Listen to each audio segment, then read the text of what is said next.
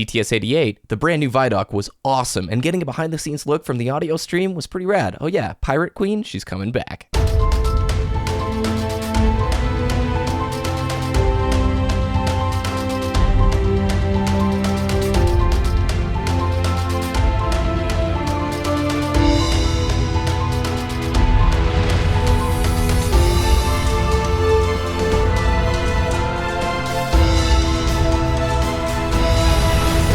You're listening to Destiny the Show.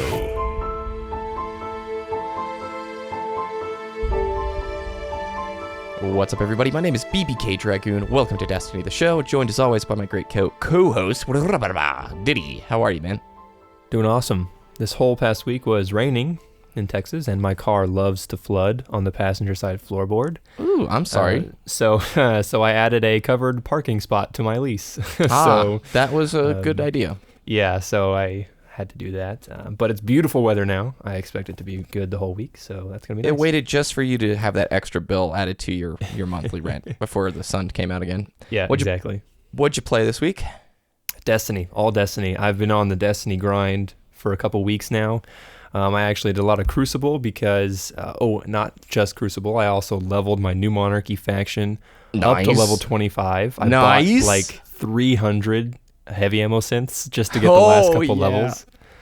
Oh my gosh. And I'm doing the New Monarchy exotic class item quest now on my Hunter, so that's going to be awesome. That's what I like to hear. Joining the right faction. The only faction.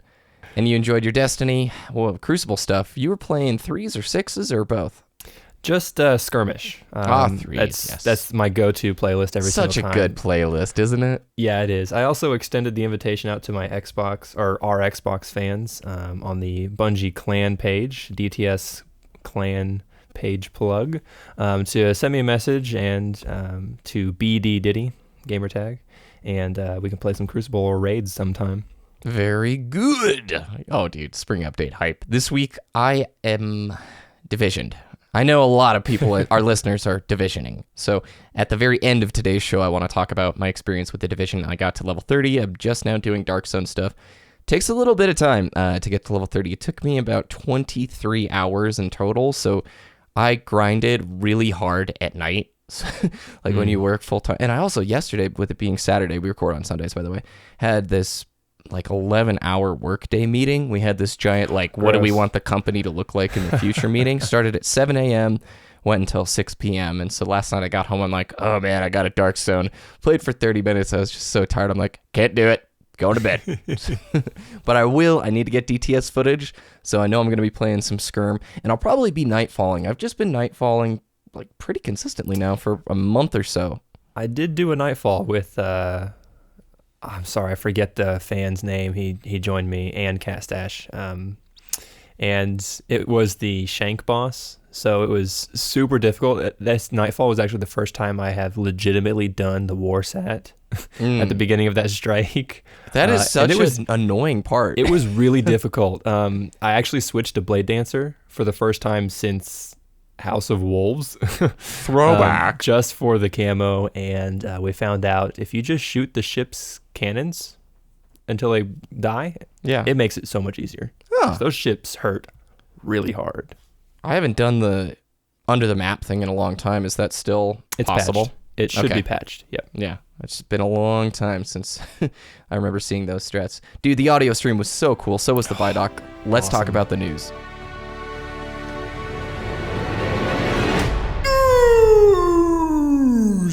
So we had our Bungie audio stream this previous Wednesday, and I gotta say, I loved this stream. Before we get into the details of the Vidoc and recapping what was said during the audio stream, huge shout out to Deej. We were talking in the pre-show. Deej wears a lot of hats for Bungie, and I don't think he always gets the thankfulness or appreciation that he deserves. There's a lot of community managers for games, but Deej writes the weekly update, goes on these streams. He's the front runner at the E3s, at the game demo presentation things. And for these streams, he's always front running, guiding the topic and the conversation. I'm just really impressed by his charisma in front of the camera. You could have the best community manager ever who writes the greatest updates of all time, but that doesn't mean he's going to be comfortable in front of the camera. He just does a lot for the company. And hopefully that rings out true with a lot of our listeners as well. So, all right, Vidoc, dude. Absolutely. You loved it. I loved it. This is what we've been waiting for. Like, exactly, right? Yeah, and I think a couple weeks ago we talked about what to expect, and I didn't expect any new content. I expected a behind-the-scenes look at the audio team, which would make sense, and that's what we got. And it was so cool. That's what I want to do with my life. That's the job I want. Like the first couple seconds, that dude walking with the microphone in the stream with the backpack, he's just standing there recording water or nature sounds. Or like, guns. I want that job. Like, you get to go to a military base in Nevada and just shoot guns and record the audio. Lots of guns. So cool. I want to do that. And seeing how they're all layered together. This was the behind-the-scenes look that we've been asking for. In previous shows, we've mentioned, hey, Bungie, we'd love to see more of these Vidocs and see more of the creative process. We got a glimpse of the actual tools, not only the audio studio where they're putting and layering sounds together and getting the behind-the-scenes look of, hey, this gun, one of the backbone sounds is this real-life weapon right here, or the way that the Vex, when they move on the floor, what was the sound for that? Do you remember? It was this really big piece of machinery punching the machine sheet metal. So interesting. But the audio engine tool. So the game itself has a limited amount of processing that whatever platform you're on can use. And part of that processing load goes towards what audio plays and when it plays. It can't play like 80 different sounds at once. So if you've got a billion projectiles on the screen, the audio engine needs to pick which sounds do we prioritize. Ditty, could you talk a bit about how they determine this and what it looked like on their screens and their tools? So they explain this in the Vidoc, but if you see any text, anything in the Destiny engine that produces sound has a sound effect associated with it, and it's depicted by the file name on screen, and it's in blue. Say I'm shooting my Suros regime, those bullets are going to have the their sound effect title flying through the space of Destiny. And if there's a bunch of things in the environment, they will turn off a couple things just to make sure the audio balance is right, and those are depicted by yellow text bars flying across. And it's really interesting because you'll see they go into the Oryx mission in the Taken King, and you can see Oryx flying, and there's a bunch of text boxes next to him. There's enemies all around him, and there's text boxes over them. So you can actually see, oh, that sound effect's source is that Taken Knight over there, and you can see the sound effects associated with that, footsteps, his roar or whatever. And it was just really, really cool to see all the different pieces that go into making a level in Destiny, or just running through Mars Patrol. It was so cool. Seeing also the tools and the testers, we never get a chance to look at the engine. This was the first time we've gotten to see some of their test play spaces. So sometimes when they're showing like 80 projectiles shooting at this one character, you can tell it's a test room. It's just an empty play space where they've got a sandbox, almost like Forge, and they can drop stuff in. Additionally, what did you think about the amount of Crota's End footage stuff that we were seeing? The guy was using Abyss Defiant. There was certainly an emphasis on moon-based areas. I'm wondering, could this be a subtle plug for what we think the spring update will be challenge modes for the previous raids? It definitely could be. It could also be that just happened to be when they shot the footage for the behind the scenes of the audio team. That is true. Because the production quality of that Vidoc is really good. So I don't know, you work in the making videos industry. How long does it usually take to produce something like that? It depends on the size of the team and scope. I can tell you that this is definitely multiple people on each of the shoots because they have sliders. That means they've got little dolly shots going on. They had some gimbal shots where the camera's on like a little crane arm type deal. But we know this is a long process for them, and that Bungie has been shooting footage for a while because you had Bill Nighy in the... Did I say his last name right? I have no idea. No. But you had a lot of the voice actors in the studio actually recording their lines, and we know that has to be 4 or 5 years ago when those lines of dialogue were being recorded. So some of this footage is definitely old.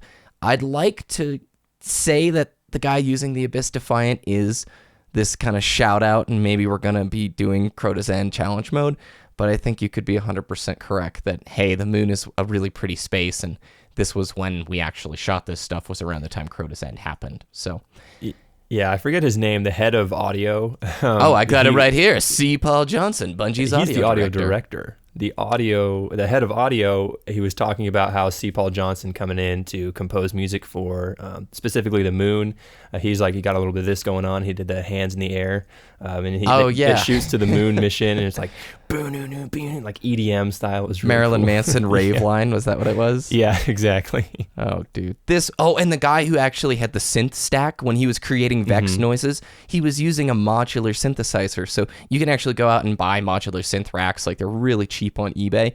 And it's so cool. Normally, you would be using this kind of stuff to create, well, if you go check out Deadmau5, he's got huge modular synth racks. What'd you think about the guy who was using the bow on the xylophone? Not a xylophone, vibraphone, actually. Thank you. And apologies. That is one of the techniques I actually used in my Halo 4 arrangement for percussion ensemble. Evan Bueller is the guy's name, the sound designer, by the way. Oh, there you go. Who was doing the bow on that. So you've used that before. I have used that technique, and as soon as I saw that, I'm like, oh yeah, I know how to do that. And he's like, I'm using that's a cello bow. And I knew exactly what he was doing. But it's actually really interesting because as a percussionist and thinking about sound design, you can do so many different things with literally anything, because percussion is all about hitting something. In this case, it was bowing something. And there's a clip of him actually bowing a bicycle's tire spokes. Really? That would produce something very metallic, screeching sound. Whoa. And it's just like, when I do these percussion arrangements, like the Halo 4 whatever, that I did, you have to think about, how do they produce that sound? I know I don't have that equipment, but how can I recreate that? Specifically for the Halo 4 one, they have something called a hang drum in that particular piece. And I'm like, I don't have access to a hang drum, but there's a steel drum and I can use my fingers. And that's pretty close. So I think seeing all the different techniques is really cool. Nathan Fillion hype. Dude, he should just do everything. The last thing I'll mention was kind of the feedback, the guitar amp pedal, that when he'd bring it near electronic goods, it would create that feedback noise. I just thought it was so fun. I love watching audio people, whether it's Foley, anytime that's like a Foley behind the scenes, you're like, I really want that job. I really want to go into a studio and like crack celery over my knee while I'm chewing gum. And then it turns into like the sound of a motor. All right, so that was the first 15 minutes. If you guys haven't seen the Vidoc, just go watch it. Don't even listen to the rest of the podcast. Just go watch it right now, and then come back and listen to the rest of the podcast. After the Vidoc, they cut to, I think it was like 45 minutes worth of stream, in which we had C. Paul Johnson, Bungie's audio director, alongside Morla Gorondona, the voice of Eris Morn, and Kirsten Potter, who's the voice of Marasov, and CJ Cowan, the creative story lead. They were all there with Deej, and it was just a 45-minute session where they talked about some of the audio design choices. We got a few Easter eggs, a few peeks ahead, learned about mainly acting stuff, mainly how the actors do mocap, prepare for the roles, how the roles changed, how they keep their voices fresh. I've took a bunch of notes on it, and I'd like to just go through some of the highlights with Ditty if you guys are cool with that. If not, again, Planet Destiny did a highlight video that's about 30 minutes long. It'll be linked on our website. Shoutouts to them, because it was a good way to see the stream without spending 45 minutes. You could just watch 30 minutes instead. So I will say this, and Ditty, you remember me complaining about this, right? Mm-hmm. The audio quality for the stream, there was a huge discrepancy between the Vidoc, which is very polished, nice sounding, and then it cuts to the studio, where everybody's wearing lav mics. Those are like little clip-on mics. And it's just kind of low volume. There's no what we call a compressor. So for Ditty and I right now, if I were to yell really loud or make a noise that's super loud and would cause normally the mic to clip, which is when you get that feedback or distortion, a compressor smoothly rolls off those giant peaks so that if I make a really loud noise, like I laugh or I yell, it doesn't clip and make this nasty sound. The compressor itself removes it nicely and ensures that doesn't happen. They had no compressor on the mic, so when somebody would laugh or make a loud noise, it would just and crap up the audio, and it just was not that great. So I will say, dear Bungie, audio stream people, or just, the stream team, get yourself a compressor and get yourself a multi-band dynamics rack. This is stuff that even Twitch streamers are using. The compressor will give you a nicer, more uniform volume. That multi-band dynamics will give you a little bit louder for everybody, because it's just, I hate it when we're watching a stream about audio and you've got guys who are professionals, exceptional audio masters and designers, and you've got just basic lavalier miking problems going on with such talent there. It was the best example of irony you could ever see. It is, and I complained about it last week, and I'm going to complain about it this week. Just tweet me, Bungie, or tweet like some of the people who stream or make videos in the community. We could like recommend something that won't cost a lot that'll make the sound a lot nicer.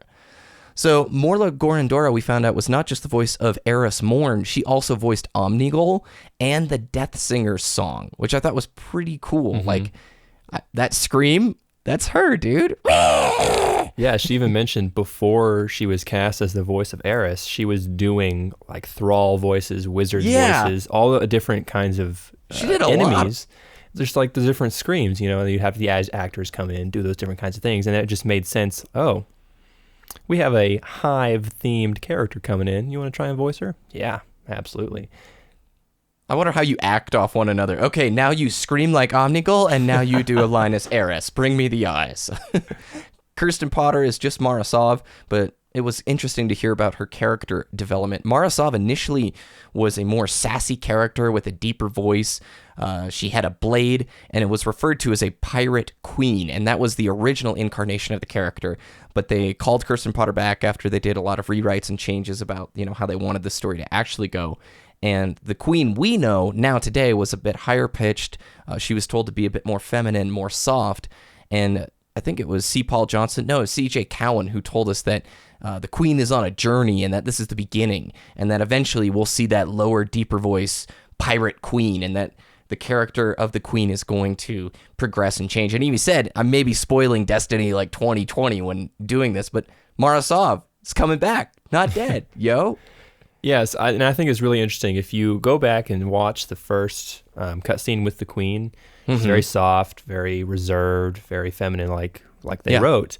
And then if you look at the Taken King intro cinematic, it's way more the direction that she's headed. So even then, in that timeline, that time frame, there's been some changes, and you can definitely tell.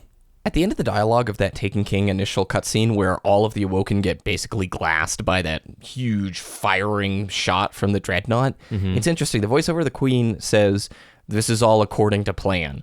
So I'm really wondering what was going on in that situation and how she's going to come back, if she'll be friendly, if she's going to be an enemy to us. I love that character, and so it was cool to see that they had a long-term plan in mind. By the way, CJ Cowan, the other guy on the far right side of the screen on the couch, is the creative story lead, and he is the head of the story team, which is a new team. And over the last year, he mentioned that they've been hiring a lot of writers and producers.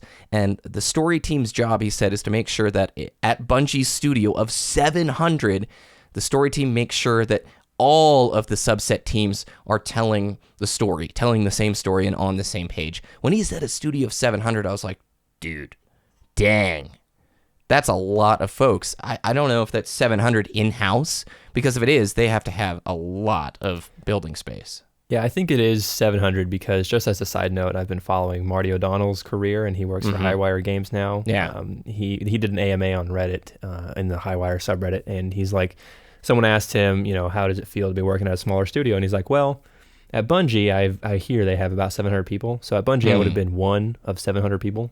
Yeah. Now I'm one of 9. So it's like, yeah, I knew that they had 700 people coming in. So I think it is in-house. But still, that's a huge That's a lot studio. of people, dude. And we know that they're hiring out some of the work to other studios. I can't remember, is it High Moon or something like that we've talked about before, where they've got other folks producing assets for them, which is pretty common these days for the large AAA stuff. Did you know that the voice actors actually did motion capture? Because I had no clue. I did not know that. That was pretty rad. So if you were Kirsten Potter as Mara Sov, you had to put on the good old spandex with the little reflective light balls and actually act out those scenes. Who knew? That's pretty cool. It's changing. And they mentioned that as stage actors, the people who do voice work in Destiny who have a stage actor background or visual performance background did well in the mocap situations because they knew how to telegraph motion and emotion with their bodies, right? I think it's also good to mention that Bungie actually records this stuff in-house. So they have a booth recording studio inside Bungie HQ, and these recording sessions, they began about 4 to 5 years ago, and the stage actors, like you said, they know how to present themselves, and it kind of makes sense that the voice actors are actually doing the motion capture as well, because they know the tone that they want the character to speak at, and they can use their bodies to best and perfectly recreate that in the motion capture. They also do the dynamic dialogue, so every character has very large banks of lines, and they can tell you where you are in the story, class, race, time of day, just different dynamic pieces of dialogue depending on the player, what you're doing in the tower or in the universe. That's crazy to me that time of day is one of the factors that they can put into this dynamic dialogue situation. So after you completed, King's Fall, the dialogue you're going to get from Eris is going to be different than somebody who's just first arrived at the tower. And we've noticed this over time. I still, every once in a while, will get a line of dialogue that while I'm in the tower, I'm like, I don't think I've ever heard that before, which is amazing to me. But time of day or weather or all these different factors, what an interesting system that keeps that tower space feeling fresh. And I'm sure there's a lot of potential with games on next gen that don't have to be on 360 PS3 where they can make use of this more, right? Right. Deej also mentioned cut content. Just a short little side note saying they work on a lot of stuff, but it's a similar process to somebody who's written an essay. You go through editing and you try and present what you feel like the best bits are. If something isn't up to caliber, it doesn't always make it there. So I thought that was just a nice little hat tip. It's not the Dear Activision, you jerks made them copy pasta out stuff for Dark Below House of Wolves, but rather typical game development or any creative process where, yes, you might work on a much wider berth of things, but we try and present our best work. And if it doesn't make the cut, they have the ability to say, that's not good right now. We're going to work and make it better. Yeah, and even though we say cut content, it doesn't mean that they just Control A, delete all those files. It's like they can take it back into their studio and be like, okay, we had this idea of a darkness zone in vanilla Destiny, but it didn't really work at the time, so we're just not going to release, we're not going to give the players something that's unsatisfactory in our terms. So we're going to take it back, going to revamp it, and send it back out once it's fully polished. Blizzard worked on Titan for a freaking long time. We're talking over 5 years, and they never could get it up to their quality and standard. And so that's when Overwatch became their next project. That was the continuation of them finally just saying, Titan is not something that meets our level of polish, and it's not meeting our expectations, so we're just going to move along to something new. I don't know if you knew that, by the way.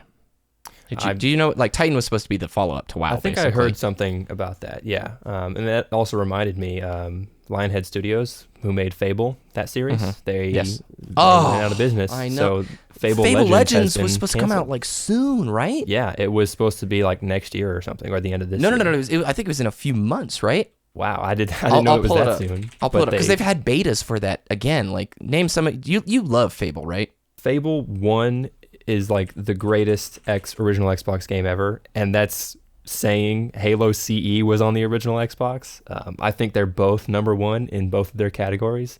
I still played Fable Anniversary. I have that on the Xbox 360. I did a whole YouTube series about it.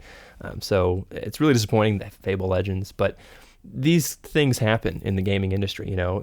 Content is cut because monetary needs or the gameplay is just not there.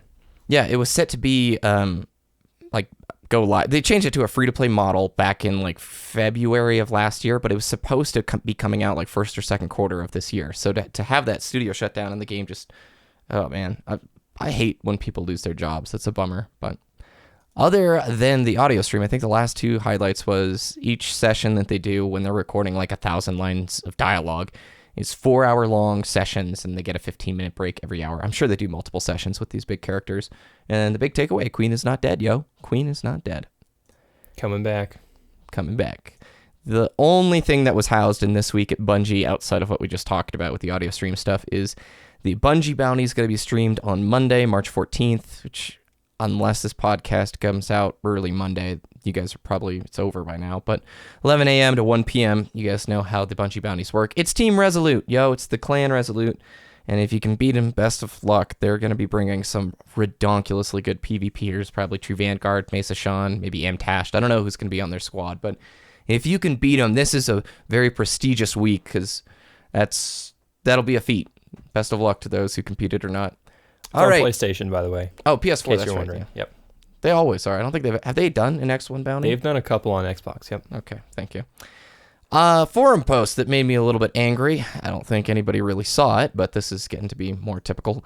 Deej posted on the forums on March 10th, so last week, effective immediately in all Crucible playlists. If your matchmaking cycle lasts... Oh, scroll.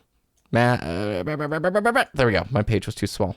If your matchmaking cycle lasts several minutes, we've loosened a restriction that will allow you to find matches more easily. We do not expect that this will impact the majority of players. In rare instances, this may result in matches with a wider variance in skill, i.e. more of us will get our asses kicked, but the connections to our ass kickers will be good. The connection-based emphasis implemented by Hotfix 2113 is still in effect. The change applies to a small percentage of our players who are having a hard time finding a match to play on.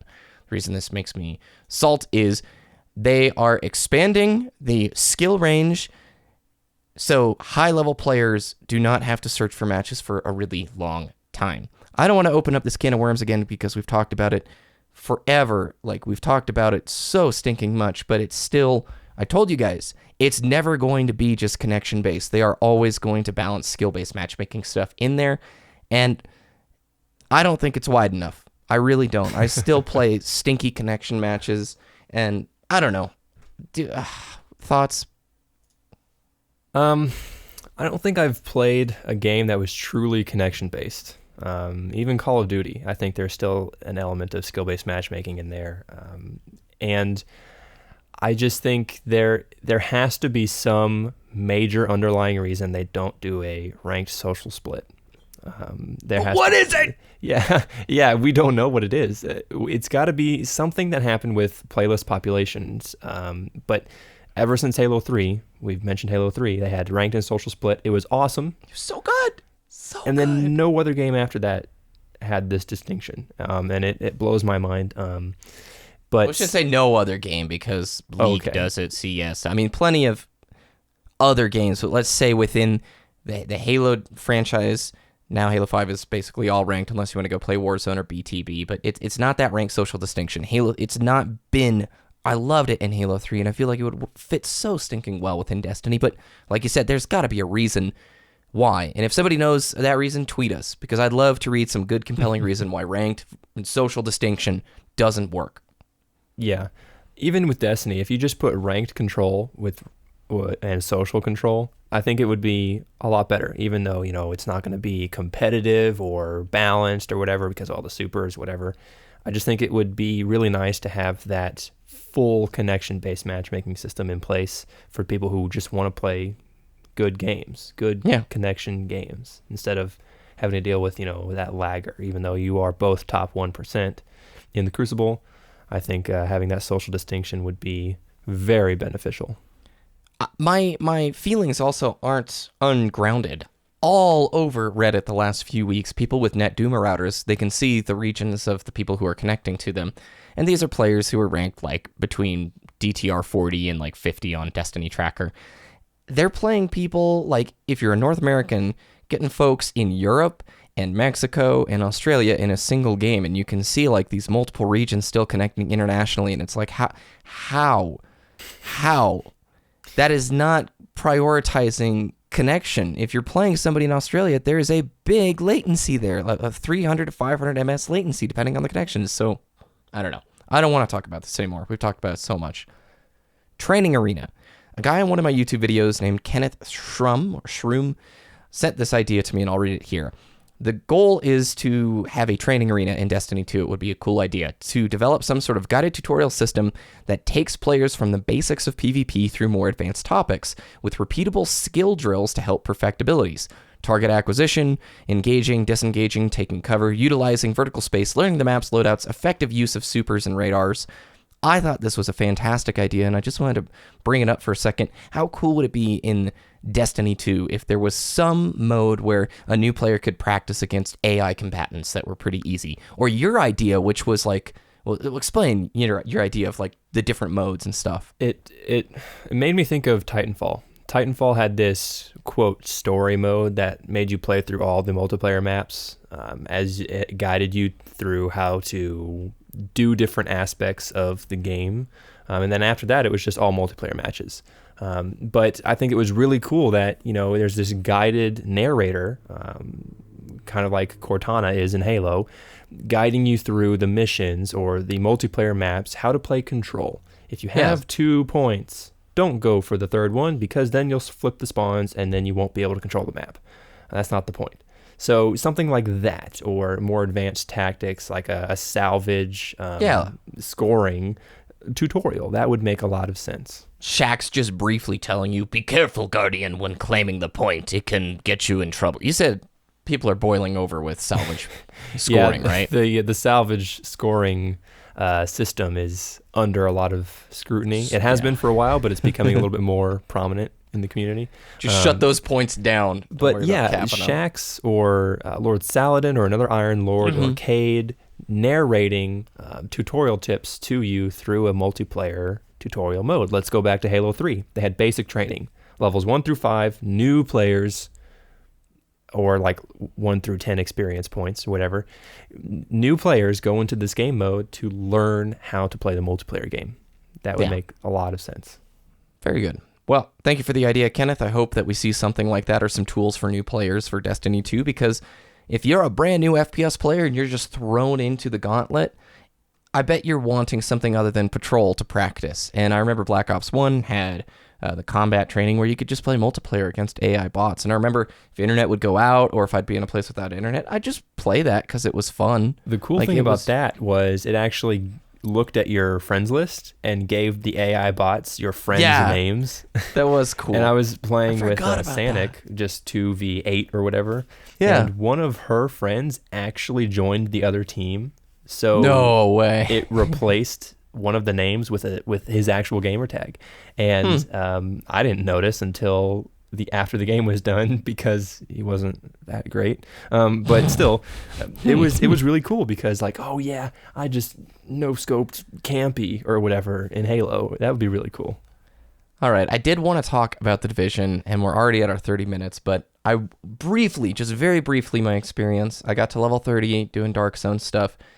It is not like Destiny from a gameplay perspective. Endgame is not like Destiny. Endgame in The Division, you have challenges, which is kind of like a Nightfall mission where you play through a mission and it's just a lot harder. You have dailies that you can do, and the daily missions award you Phoenix credits, which is like PvE money to buy gear. And then there's Dark Zone. It's a lot more like Diablo than it is an MMO light at Endgame. There is no raid or dungeon activity right now. Come April, the Incursions patch, which everybody gets for free, brings Incursions, which is supposed to be some endgame PvE activity. Some people think it's going to be like a raid. I don't. I think it's going to be similar to dungeons. I don't think it'll be as involved as a raid system, but I say it's more like Diablo because there is a gear re-rolling station where you won't try to re-roll the stats on your particular piece of gear. It's much more like Diablo. And while I did enjoy it, and it's been a nice break, I'm going to be honest with you guys, it really showed me how much I like Destiny's gameplay. Every one of Destiny's enemies, whether it's Thrall, Cabal, Vex, they all are unique and play differently. They all have different mechanics to them, whereas in The Division, I found there to be 3 enemies throughout the whole thing, 3 enemy types. Guys who run at you with a club or an axe, they run straight at you and they try to flush you out of cover. Then there's guys who try and shoot at you, and then there's snipers. And everything is just a variation of that. All the bosses that you fight are some big fat guy who slowly walks towards you with a big chain gun or flamethrower, and you just have to kite him around the map. He does way more damage to you than you do to him. And it showed me in so many ways, dude, Destiny's actual gameplay loop, I adore. I'm not saying it's overly negative with the Division. I'm just saying they're so different. They're so different. If you are a Destiny player looking for something new, I'd say give it a try, but do know it's kind of a slog to get to endgame. Dark Zone, love it. But if you want to do level 30 Dark Zone stuff, it took me, I think, 23 hours to hit level 30. So it is more investment in the character than Destiny. That's my only little spiel. If you have any questions about Division, Ditty, or no, I only played the beta. I didn't pick up the Division because playing the beta, I was like, is this what I'm going to be doing the whole game? Because I don't like it. Personal preference of mine. I just don't like third-person shooters as much. Gears of War is all right, but I'm never good at it.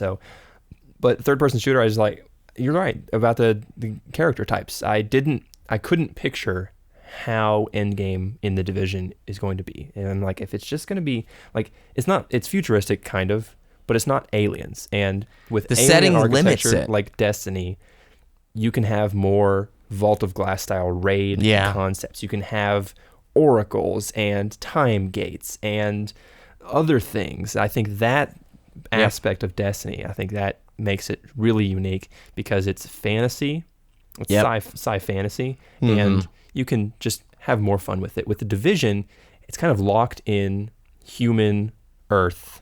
It's the realism, the setting of realism that it is the limits setting of the enemy realism. types. And I just couldn't picture myself in Endgame. I'm trying to design a raid for the Division in my head, and I can't do it without sweeping clear a building. Just wait till you fight a guy for 5 minutes with 4 people pouring clip after clip into a guy who's wearing a hoodie, Ditty. A hoodie. He's not even in a mech suit, and you're like, this is so silly. I want to say one thing though. The art team deserves a huge award. The amount of detail in the city, unbelievable. There have been some comparison shots, like real life New York and the Division New York, and it's pretty accurate. It's exceptional. If you are somebody who appreciates that, it is worth buying just for exploring the city. It is exceptional in the art department and the tone and the weather and all that stuff. But I think we should wrap up today's show. Where can people find yo content? Twitter.com/DittyDTS, DITTYDTS, and YouTube.com/Wooshness, WOOOSHNESS.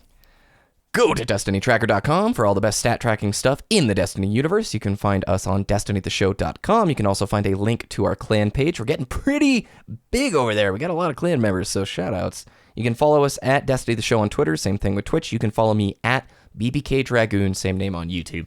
Thanks for listening. Have a great week. Good luck to those facing off in the Resolute Bounty, and we'll see you guys next week.